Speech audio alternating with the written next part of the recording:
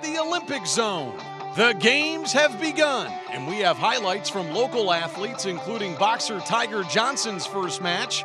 Plus, we'll introduce you to another Ohio fighter hoping to make her mark in the ring. We'll take you behind the scenes of the opening ceremony before the flag bearers lead the team of nations. A look at where the symbols of the world come together. Dover's Hunter Armstrong wants to bring home an Olympic swimming medal to the Buckeye State. Plus, we'll preview the highly anticipated swimming showdown and the Teenage Terminator looking to dethrone Katie Ledecky. The swimmers will be helping carry on Japanese Olympic tradition. We'll introduce you to the father and son who each designed and developed an Olympic venue more than 50 years apart. And she's the star of the games. We'll hear from Simone Biles as she gets set to defend her title as the best gymnast in the world. All that and more, now on the Olympic Zone.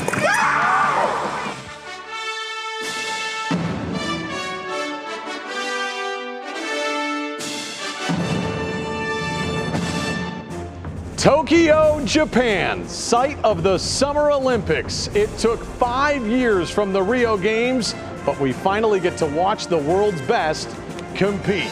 You are looking live at the Olympic Cauldron, where the flame burns brightly over 11,000 athletes from more than 200 countries with 33 sports, and all of us get a front row seat over the next 15 days. Welcome to the Olympic Zone. I'm Nick Camino. We'll get you set up for NBC's primetime coverage at 8 o'clock. We've got a lot to cover, including introducing you to some local athletes with ties right here to Northeast Ohio. So let's get it started. Here we go. Out of the Blocks is brought to you by John Carroll University, preparing students for the future of work.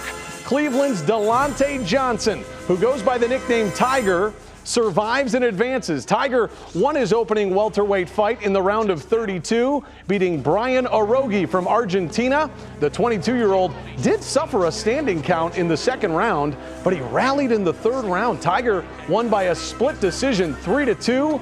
Tiger will fight again on Tuesday morning at 4:15. That's local time. Set the alarm clock in the round of 16. He's also chasing history. The last time a Cleveland fighter won gold at the Olympics, how about Nate Brooks back in 1952? Congrats to Tiger and good luck. And another Ohio boxer is moving on too. Duke Reagan from Cincinnati won his featherweight fight in the round of 32. Reagan won on a split decision, 3-2. He will fight on Tuesday in the round of 16. Reagan is the first outright professional boxer to compete for the U.S. at the Olympics. The U.S. women's soccer team with a big rebound win today. In their first Olympic matchup, they were shut out by Sweden 3-0. Today, yeah, much better. 8 minutes into the match, and this is Rose Lavelle finding the back of the net. Team USA would add 5 more goals, and they beat New Zealand. That's more like it, 6-1. The United States will play Australia coming up on Tuesday in their final group stage match. Well, you saw the opening ceremony yesterday right here on Channel 3. We want to give you a look behind the scenes at the pageantry and preparations that took place. One of the highlights, the Parade of Nations, when teams show their national pride before the teams get their moment. The flags get special care. Tanith White explains. This is what the world witnessed at the opening ceremony. Teams from across the globe on one stage together for a collective moment of unity and celebration.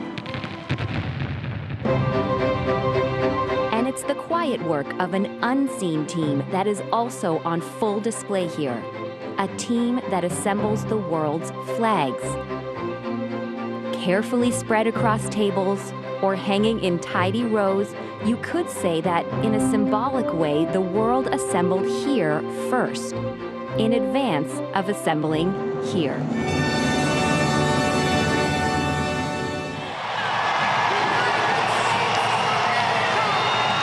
For Team USA, who carries the flag into the opening ceremony is an honor bestowed upon them by their teammates. And in Tokyo, there were 2 for the very first time. Sue Bird of Syosset, New York, 4-time gold medalist and women's basketball player. Obviously a huge honor and a big moment. And I'm so glad that my team's going to be there with me because it's only right to kind of celebrate and enjoy it with them. And so I want to have fun. That's what the Olympics are about. And baseball player Eddie Alvarez of Miami, Florida. To be able to lead Team USA is an absolute honor. Alvarez won a silver medal in short track speed skating at the 2014 Sochi Olympic Winter Games. And he is the first American baseball player to be named flag bearer. A lot of sacrifice I've had to make in this life, my athletic career. So, just absolutely incredibly honored, and what a privilege. Two athletes bearing the flag of Team USA together in the Parade of Nations. The IOC president, Tomas Bach, saying that this is a strong message to the world that gender balance is a reality at the Olympic Games. And this image of two flag bearers is also a reminder that flags and the Olympics are really about the human experience and bringing the world together. This dynamic duo is on a quest to win gold.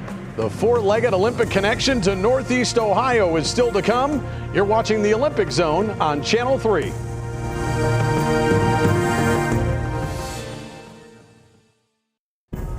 This is the fourth time Japan has hosted an Olympics. 1964, 1972, and 1998, and now these games. We are back on the Olympic Zone. Well, Northeast Ohio is being represented at the Olympics in Tokyo by many different athletes, but only one of them is 14 years old and weighs over 1,300 pounds. Will Ewick introduces us to Salvino. I was raised in Cleveland Heights. We rode at a stable once a week, and I loved it so much. Like many young girls, Betsy Giuliano always wanted a pony growing up. Little did she know then that when she was older, she'd have an entire farm. So as a result, I became and still am a passionate horsewoman. I love to take care of the horses. Betsy bought Haven Safe Farm in 1998 and has continued to restore and add to the property. Now over 400 acres. She has just over 20 stalls and even owns several young horses that live elsewhere, one of which... Early on in his training, if he ever made a mistake, he would never take a piece of sugar after his training session. ...is Salvino. He makes very few mistakes now, but also he's more confident to take the sugar because he's more confident about himself. This is Salvino. He is a Hanoverian stallion owned by... Adrian Lyle is an equestrian that represented Team USA in the London Games and other international competitions in dressage. Dressage is always a little bit of a tricky one to describe. It's developed from old military training.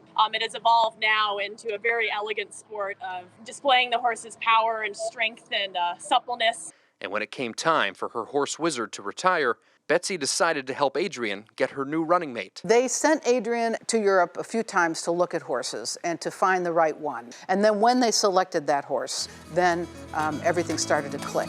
Born and raised in Germany, imported to Florida in 2015, this 1,300-pound stallion, now headed to Tokyo to represent Team USA. It's a hugest honor to represent your country at an Olympic Games. This is what we trained for years. Is saddled with a Buckeye State owner. Well, this horse doesn't live here, but I do, and so he's definitely a Northeast Ohio horse. Which makes him Ohio's main Olympian. It's a dream that I never even knew I could have, and then became a reality. It's really hard to describe how exciting it feels. That is so cool. Great stuff from Will. Well, could one of the most decorated swimmers in the world face a major challenge? We'll meet the swimmer who has already beat Katie Ledecky. Can she do it again? That's next on the Olympic Zone. Here's the Summa Spotlight, brought to you by Summa, Vital for Life, comprehensive orthopedic care. We put USA Volleyball in the spotlight. The men's team taking on France today in Pool B. There you see Max Holt of Cincinnati with a couple of blocks for the U.S. That was awesome. The Americans win the match in straight sets. Up next for the U.S. is a match against Russia. Well, the Olympic Zone continues here on Channel 3. Swimming is going to be the hot topic for the first full week of competition. Last month, I had a chance to sit down with three-time Olympian Elizabeth Beisel, who will also be a part of NBC's coverage in the pool. Ohio will be represented in Tokyo. You've got 2 swimmers on the U.S. team, both Hunter Armstrong and Zach Apple. They have those honors. So I asked Elizabeth what she thought of our state, Ohio, producing Olympic caliber swimmers. Ohio has great swimmers, and obviously they've proven that. I mean, 2 people on this team are from the state of Ohio. And I come from a similar background where I'm from Rhode Island. I'm the only Olympic swimmer from Rhode Island, so I totally understand. I mean, we're definitely behind Ohio by a lot, but it really is cool to see Ohio coming up through the ranks, and it's clearly working. Yeah, I was going to say, it has to feel good for younger kids. I mean, think about when you were in high school and you were coming up and you see, okay, wait, kids from Ohio are making it. I can do this. Yeah, you see somebody do it, and that does give you the motivation to be like, wow, Hunter Armstrong, Zach Apple, there's 2 of them. That means I can do this. And that's all it takes to really ignite that desire and that dream in a little kid that's watching their first Olympic Games. Katie Ledecky, 5 Olympic golds, 15 world championships. What do you think it is about her that is that separation factor? Katie Ledecky separates herself by not just her talent, but her willingness to put work in the pool. She is someone that is obviously one of the most talented athletes in the world, but she comes into practice every single day as if she is the hunter, not the hunted. She is always chasing a new time, a new goal.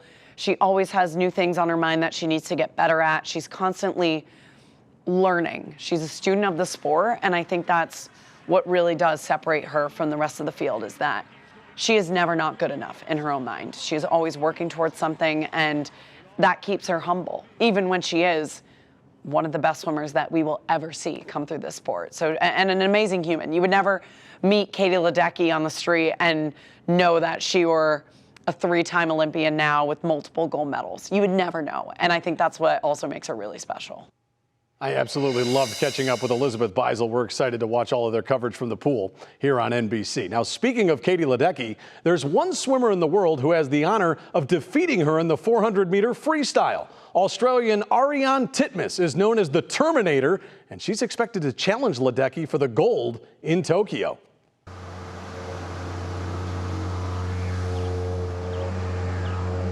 Go, go, go!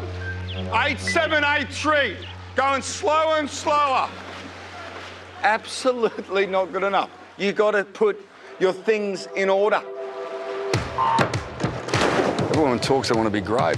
Look at Instagram. Everybody wants to be great. They don't live it. I mean, you've got to have this pure desire to win Olympic gold, let alone try and take out the greatest female swimmer of all time. He is tough because he doesn't want to see me fall short of what he thinks I can achieve. And I think that pushes me the most. You have to walk that line, and you walk it bloody hard. You have 4 main sessions a week. This is the last one. I was never the most talented person, but I've always been able to find something extra in training. But if I have to mention Katie Ledecky, you are nowhere near there. The 13th different world record for Ledecky. She's getting faster. It's just ridiculous. I remember watching her races in Rio and just thinking, like, this chick is nuts. No one else, even in the picture. I never ever thought at that point that at the next Olympics I would be the one that would be in the battle with her. If you want to challenge it, you've got to make sure you're holding yourself accountable every session. When I raced her for the first time, she was miles ahead of me. And second time, I could see her feet the whole way. And for me, it was like, whoa, you're like kind of in this. I want you to back yourself. I want you to think of all the hard sets that you've done. And I want you to find something on this last part. This is an 18-year-old that wants it so badly. She is not afraid of Katie Ledecky anymore. Oh, this is going to be a race. I've been chasing for so long. Once I was there, I had to really make the most of that opportunity. Titmus, the 18-year-old Australian, is storming home. And this is going to be an almighty upset. Titmus will take the gold medal. Ledecky the silver.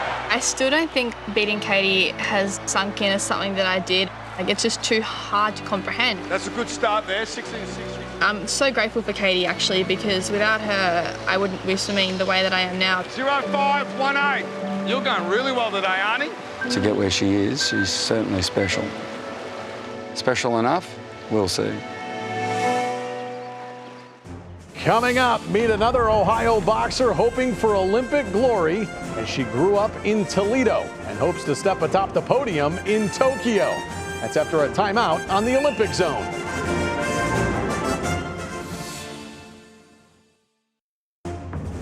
We are counting you down to NBC's primetime coverage at the top of the hour. Thanks for joining us here on the Olympic Zone. Well, earlier we told you about Cleveland's Tiger Johnson, who won his round of 32 fight earlier this morning. We head over to the women's side of the ring, where Ohio is also represented by way of Toledo. Meet O'Shea Jones. The 23-year-old welterweight boxer out of Toledo is headed to Tokyo for the 2020 Olympics and is set to represent the United States as a part of Team USA Boxing, something that embodies everything she's ever worked for. It means a lot to me. I'm really honored to even be a part of the Olympics. It hasn't been the easiest road for Jones, who still trains at the Soul City Boxing Gym, where she's coached by her father and two brothers. It started because I was always in competition with my little brother, Otha Jones III. He's a professional now.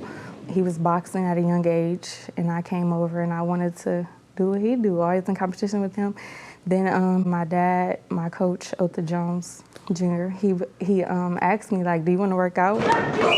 From that day on, it's been quite the ride for Jones. She found success in the ring early on and has never looked back, winning the 2018 and 2019 Elite Women's World Championships and the 2019 Pan American Games.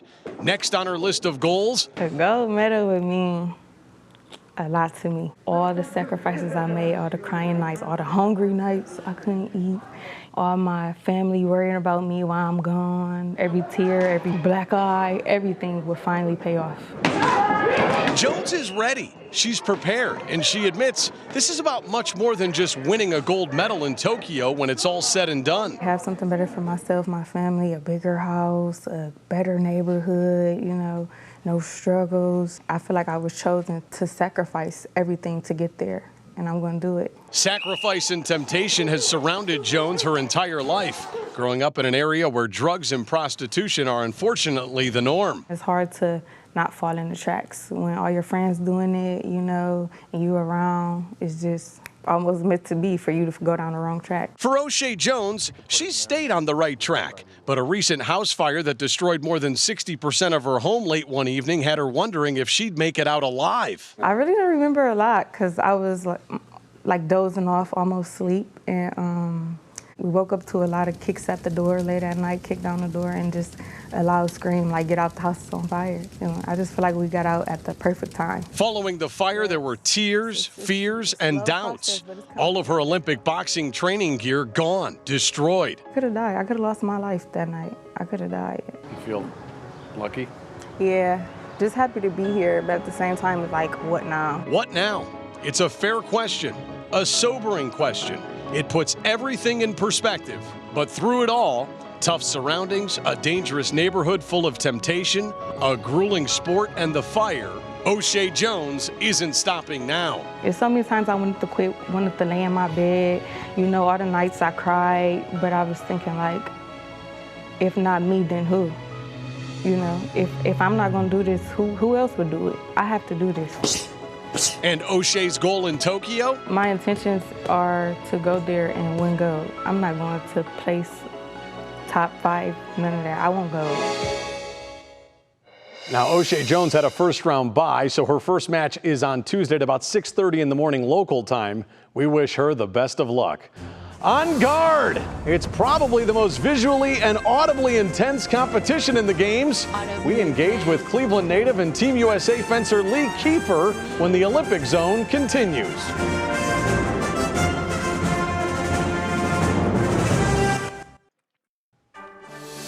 Peter & Company brings you today's gold medal moment. Peter & Company, for you, forever. In the first full day of competitions, the host country, Japan, won their first gold medal.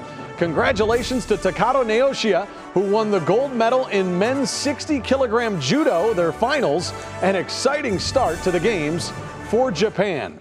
On guard, lunge, parry. 3 words uncommon for most of us, right? But they are all part of Cleveland native Lee Kiefer's daily language when she's engaging her opponents with her foil in fencing. Sarah Shookman has more on Lee's story. Sometimes I laugh while I fence, but normally in my intense best mode, I try to have like a deep, intense, scary scream. It's my favorite scream. Lee Kiefer is getting her game face on. It is a straight up battle cry and it's very fun. I highly recommend it. This Team USA fencer is ready to foil her opponent's best laid plans in her third Olympic Games. It's an emotional roller coaster to get there. Lee graduated from Notre Dame in 2017. She also got married in 2019. Her husband, Garrick Meinhardt, is on Team USA too. My favorite memory would be when my now husband got a bronze medal at the Rio Olympics. And being there, cheering him on, being a part of his journey was so important to me, made me so proud of him. But most importantly, his medal is my medal. Fencing is in the family. Lee was born here in Cleveland and grew up near Louisville, Kentucky. Her dad, a neurosurgeon, also fenced in college. I started fencing at 7 years old. My dad was a walk-on on the Duke fencing team and introduced the sport to my older sister and me. We got a taste for what competition was like, and then 18 years later, I'm still in it and loving it even more.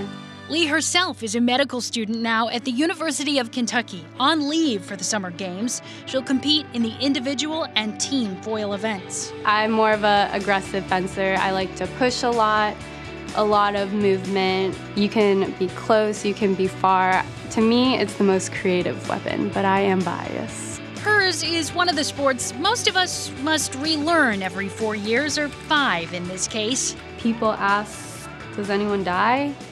Does it hurt?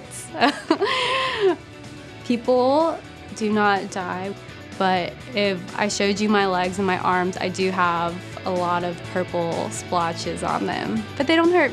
Just part of the game. Her goal for Tokyo? I just want to enjoy it. I don't want there to be high expectations or stressors that will detract from me being my best self on and off the strip. For the Olympic Zone, I'm Sarah Shookman. Well, a great look for us from Sarah Shookman. Lee will face her first competitor tomorrow in the women's individual foil. Best of luck to her. He's an 8-time All-American in gymnastics, and he's a graduate from Ohio State. You'll see him tonight in prime time, and meet this Buckeye after the break.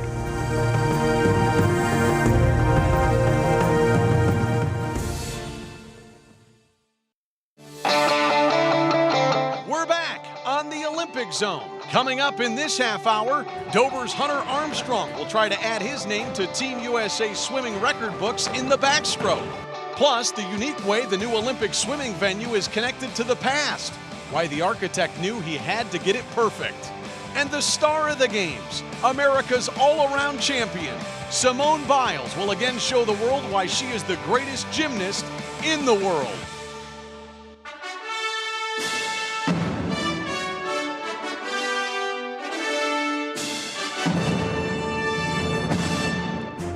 Well, it is going to be another big evening here on Channel 3 as we are counting you down to NBC's primetime coverage of the Tokyo Olympics. Now, the games technically started earlier this week with the opening ceremony on Friday. Exciting that it's here. Great to welcome you back to the Olympic Zone here on Channel 3. And as you can imagine, we're keeping a close eye on all of our local athletes with ties here to Northeast Ohio. One of those athletes, boxer Delonte Tiger Johnson, the 4th consecutive boxer with Cleveland ties to compete in the Olympic Games. He was in action earlier this morning and he won in his round of 32 matchup. The 22-year-old won by a split decision 3-2. Tiger will fight again on Tuesday morning at 4:15. That's local time, so set the alarm clock in the round of 16. Let's hit the pool. The American water polo team looking for a win to win their 3rd straight gold in the Olympics, taking on the host country Japan today, and the Americans scored early and often. Maggie Steffens scores just 21 seconds into the match. She finished with 5 goals, and Team USA wins 25-4. Next up for them is South Africa on Monday. Ohio State University will be well represented in Tokyo. The Buckeyes have 26 athletes competing with ties to countries all over the world. And tonight, we'll get to watch one compete on the biggest stage. This is gymnast Alec Yoder. He is from Indiana, but was an 8-time All-American at Ohio State.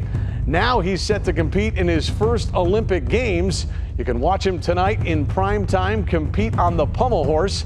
Alec says that this moment is something he has worked for his entire life. And I train too hard to be too nervous, you know what I mean? I train too hard to make sure that I'm completely prepared. When that moment comes, I was telling somebody, like, you can't run, you can't hide. Like, there's nothing you can do in a moment like that. You got to go. When your dream is riding on that one routine, so it's just, that's why you put in the work. So when moments come like that, they're never too big. He started swimming in Dover, Ohio, and now he's on a quest for gold in Tokyo. Hunter Armstrong looks to make his mark in swimming history. We'll introduce you to him next.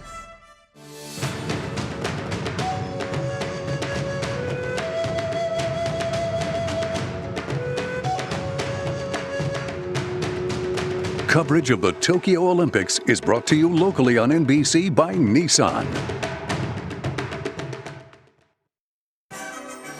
Tonight's clip of the games is brought to you by Great Clips. It's gonna be great.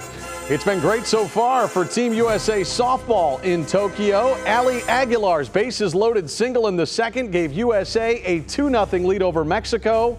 Monica Abbott closed it out as the U.S. tops Mexico 2-0. The Americans now a perfect 3-0 in the games. They take on Australia tonight. The Olympic Zone continues here on Channel 3 with NBC's primetime coverage starting at 8 o'clock. Let's talk some swimming. The population of Dover, Ohio is almost 13,000 people, and one of them will be going for gold in Tokyo. Hunter Armstrong up for second. So I'd never heard of Hunter Armstrong until trials. Never heard of him? Hey, that's okay. The Dover, Ohio native who still swims collegiately at Ohio State is the definition of a true underdog story that came... He had the swim of his life. Out of nowhere. Strong swim by Hunter Armstrong in second. And that is what Olympic trials is about. He is somebody that was not expected to make the team at all. Nobody had really heard of him, and then rose to the occasion, dealt with the pressure and the nerves with the utmost, just incredible ability, and made the Olympic team. It's even taken Armstrong himself a little time to process the fact that he'll be competing on swimming's biggest stage, the Olympic Games. It's getting there. It hasn't completely hit me. Honestly, words can't describe it. I guess surreal would be the best word, but I mean, it's just, I never thought that it would happen this soon, or even at all. Tokyo, Japan, the Summer Games, the Olympics. Yes, a long way from Hunter's hometown of Dover, Ohio. The small, cozy city that sits just along the Tuscarawas River about 80 miles south of Cleveland, supporting Hunter and the Armstrong family every step of the way. This community has always been just amazing, but in times of strife or, any kind of the support has just been there from day one. It's nice to see, we're a small area. It's neat. It's just really neat, to see people focus on something positive. As for Hunter, he's feeling all the love and support from his family and hometown community. They're pretty happy, and I'm excited to make Dover proud and maybe put them on the map a bit. Family and an entire community behind him, as well as the coaches that helped him get here. It is, it's a dream.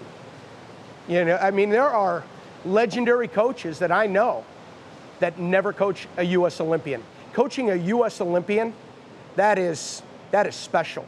That is really, really, really special. So what's the goal for Hunter Armstrong at these Olympic Games? Northeast Ohio is pulling for him.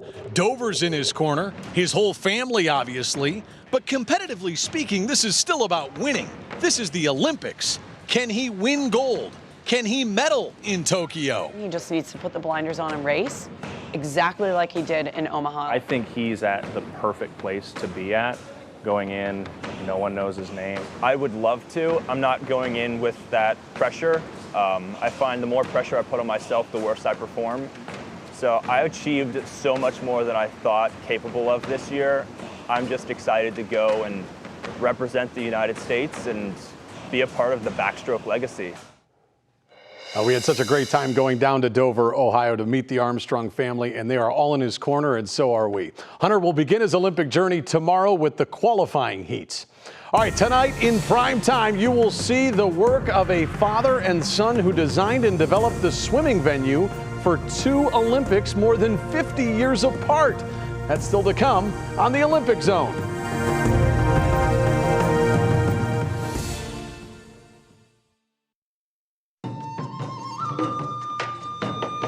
It's time for the Power of Inspiration. Matt Kaulig joins us, as he will for the duration of the Olympics, and tonight we pay tribute to 2 special members of Team USA.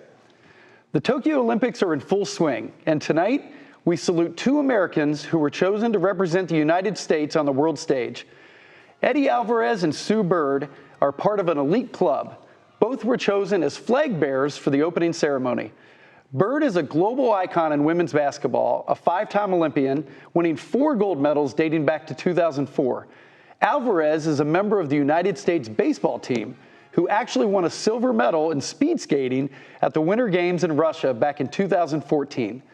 For the first time ever, the International Olympic Committee announced a rule change where countries can have 2 athletes, 1 male and 1 female, carry the flag to promote gender equality. The U.S. has had a flag bearer in the Olympics since 1908, but that honor has mostly fallen on male athletes. So congrats to both Sue Bird and Eddie Alvarez, 2 American Olympians who led the way for Team USA. Now, this is the second time Tokyo has hosted the Summer Games, the first back in 1964. And the Olympic Aquatic Center has a unique tie to those 1964 games. Both buildings were designed by world-renowned architects from the same family. Ann Thompson explains how for Tokyo's games, it's like father, like son. The lines connecting architects Kenzo and Paul Tange are strong, a meld of blood and ink. My wanting to be part of Olympic was to be telling my late father that we are good enough firm to be chosen as an architect for the Olympic venue. The Tokyo government chose Paul to design the Aquatic Center for these games. This was his father Kenzo's initial sketch for the swimming and diving venue for the '64 Olympics, proclaimed as among the most beautiful buildings of the 20th century. Were you ever hesitant because your work would be compared? All my life, I was having this pressure. It's always being compared. So I guess I'm used to it. Paul worked with his father for a quarter of a century. I was always with him since I decided to want to become an architect. So I just watch and learn. He always took me to all the trips. We're always on a construction site. Their creation shaped Tokyo's skyline, Paul's Cocoon Building, Kenzo's City Hall, and Park Hyatt. You have been quoted as saying that every line has meaning. Is that true in the Aquatic Center? It has to be, because in architecture, the beauty is in a function, beauty is in a form. So Paul turned to Olympic swimmers to develop this design. Look at the ceiling. See those lines? They are more than just decoration. Tange put them there to help guide backstroke swimmers as they churn through the water. Throughout the building, there are nods to his father, from the large roof to the diving boards. What we wanted to have this legacy of 2 Olympics together, and also legacy of Tange carry on. Would your father be proud? I don't know. Once I go up there, I'll ask my father, but I hope he'll be happy. Creating their own record of Olympic achievement. When we come back, she's the biggest name in the games and a megastar in the world. Ohio native Simone Biles looks to add more gold to secure her place as the greatest gymnast of all time.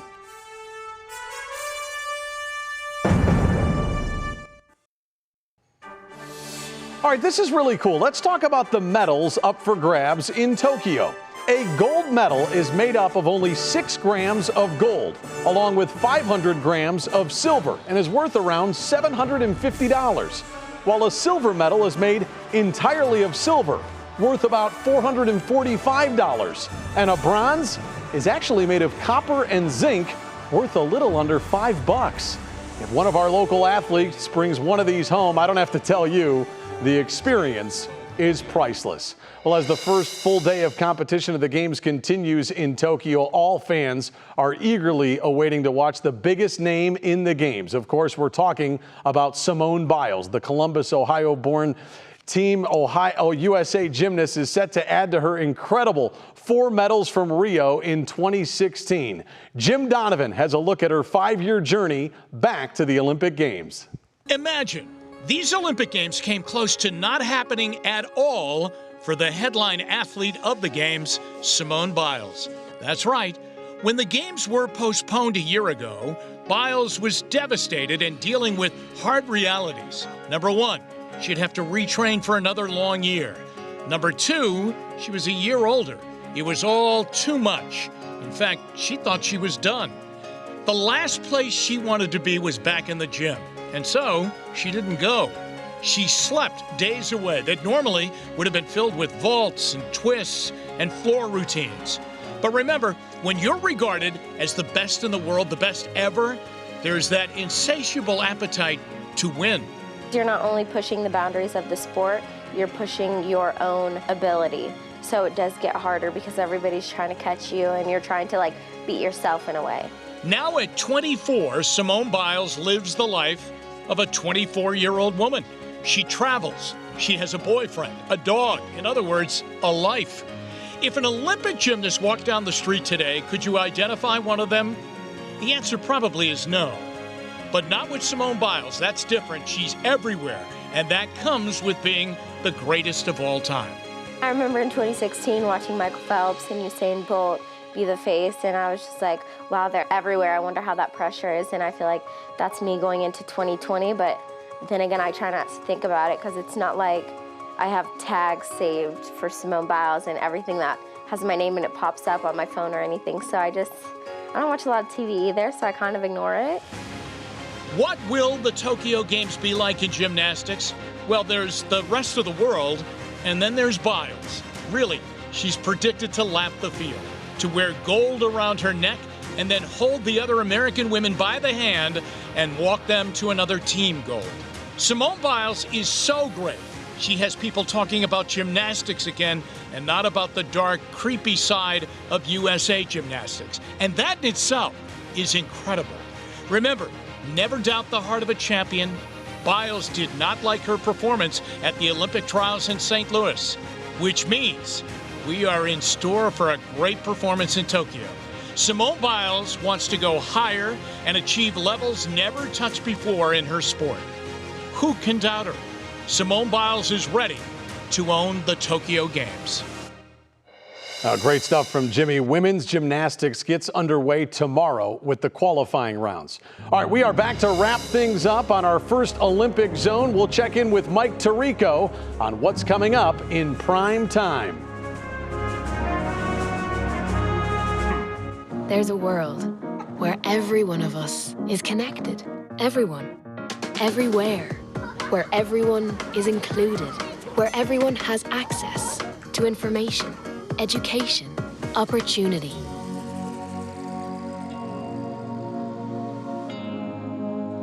When everyone and everything is connected, that's really beautiful. Anything is possible. Good morning. Cisco, the bridge to possible. Well, we're just about set to wrap things up here on the Olympic zone of the Tokyo Games. NBC has a full slate of events for you to watch tonight. Here's Mike Tirico with a preview. Hi, everyone. Mike Tirico from Tokyo. Tonight in primetime, an action-packed night of Olympic first. Live coverage of the first swimming finals of these Olympics. 4 gold medals up for grabs, including the highly contested women's 4x100-meter freestyle relay. On the beach, a pair of Southern California gold medal contenders, April Ross and Alex Kleiman, begin their Olympic tournament against China. Plus, 21-year-old Georgian Brody Malone and the U.S. men's gymnastics team gets underway. And the much-anticipated Olympic debut of skateboarding, American Nyjah Huston, a top contender in the men's street event. That and more coming up tonight in primetime. The Olympic Zone, brought to you by Cisco, the bridge to possible. That's going to do it for this edition of the Olympic Zone. Stick around for NBC's primetime coverage from Tokyo coming up in just a little bit. We can't wait for the Summer Games. You'll watch it unfold right here. Jim Donovan is back on Monday night at 7:30 with another Olympic Zone. We can't wait for you to join us. I'm Nick Camino. Thanks for being with us tonight. Enjoy the Summer Games. These are going to be so much fun.